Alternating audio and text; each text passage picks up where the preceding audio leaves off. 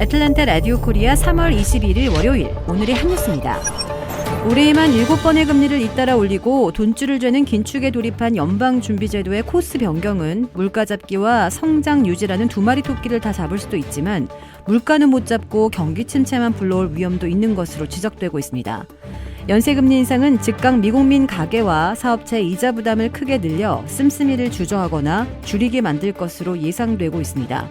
미국민들이 물가 급등에다 오이 쇼크, 이자 부담까지 가중되면 새 집과 새 자동차, 구입을 주저하고 물건 사기와 외식, 여행 등에서 돈 쓰기를 머뭇거리면 미국민 소비 지출의 70%나 의존하고 있는 미국 경제가 발목을 잡히게 됩니다.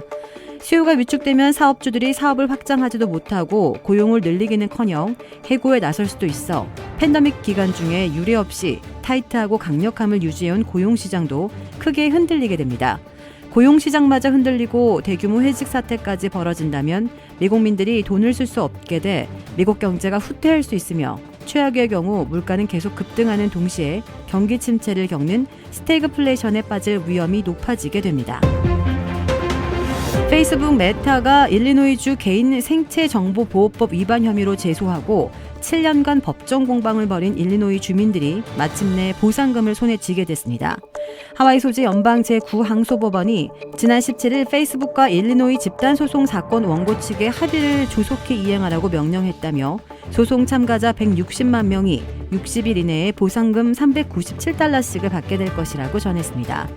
페이스북이 피소된 지 5년 만인 2020년 9월 개인 생체 정보를 무단 수집, 사용해 일리노이 주법을 위반한 혐의와 관련해 6억 5천만 달러의 합의금을 물기로 하고 연방법원 캘리포니아 북부지원이 작년 3월 1일 승인한 지 1년 만입니다. 정권교체기 신구 권력이 또 한 번 정면으로 충돌했습니다. 윤석열 대통령 당선인이 내놓은 대통령 집무실 이전 계획에 문재인 대통령과 청와대가 공개적으로 제동을 걸면서인데요. 안보적 위험 때문이라는 청와대 설명과 별개로 사실상 윤 당선인이 첫 역점 사업으로 내놓은 용산시대 구상을 문 대통령이 단 하루 만에 가로막는 모양새가 됐다는 점에서 그 파장은 상당할 것으로 보입니다. 실제로 윤 당선인 측에서는 대선 불복이라는 비판까지 터져나오는 등 인수위 전국이 급속히 얼어붙고 있습니다. 이런 상황일수록 문재인 대통령과 윤 당선인의 회동을 통한 정치적 해결을 모색해야 한다는 의견도 나오지만 정작 회동 일정 조율을 위한 실무 협상도 공전하고 있어 당분간 대치 국면을 해소하기는 어려울 것으로 전망됩니다. 한국의 해외 입국자들의 자가격리 의무가 해제된 21일 인천국제공항을 통해 입출국하는 시민들은 부담 없이 해외를 다녀올 수 있어 다행이라며 반가운 기색을 보였습니다. 관련 업계에서는 해외여행 수요가 점차 늘고 있지만 코로나19 이전 수준을 회복하는 데는 시간이 걸릴 것으로 보고 있습니다. 이달 1일부터 전날까지 인천공항 1일 평균 이용객 수는 12,565명으로 20만에서 23만 명에 달하던 코로나19 이전과 비교해 5% 수준입니다. 4월 5일에서야 본격적인 해외여행이 시작될 것이라는 관측도 제기됐는데요. 인천국제항공사 관계자는 항공사들도 항공기 운영, 정비 일정이 있어 항공편이 갑자기 증편되긴 어렵다면서도 구체적으로 예단은 어렵지만 이르면 4월 둘째 주부터는 영향이 나타날 것이라고 말했습니다. 그림책 여름이 온다의 이수지 작가가 아동문학계 노벨상이라 불리는 한스 크리스티안 안데르상을 수상했습니다. 국제아동청소년 도서협회가 오늘 이탈리아 볼로뇨 국제아동도서전 개막에 맞춰 가진 기자회견에서 이 작가를 안데르센상 일러스트레이터 부문 수상자로 선정했다고 밝혔습니다. 한국 작가가 안데르센상을 받은 것은 이번이 처음입니다.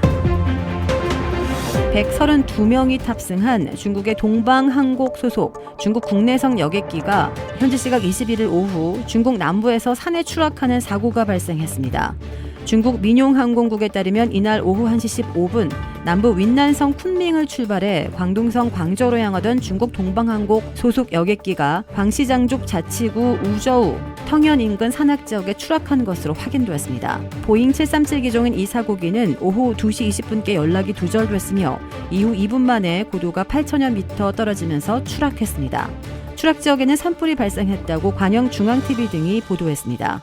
민항국은 사고 여객기에 승객 123명과 승무원 9명 등 모두 132명이 탑승하고 있었다고 밝혔습니다. 현재 구급대가 현장에 접근하고 있으며 인명피해 상황은 아직 전해지지 않고 있습니다.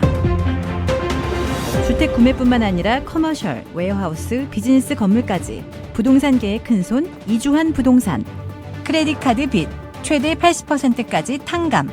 크레딧은 지켜드리고 빚은 줄여드리는 O3 컨설팅이 오늘의 한 뉴스를 후원합니다.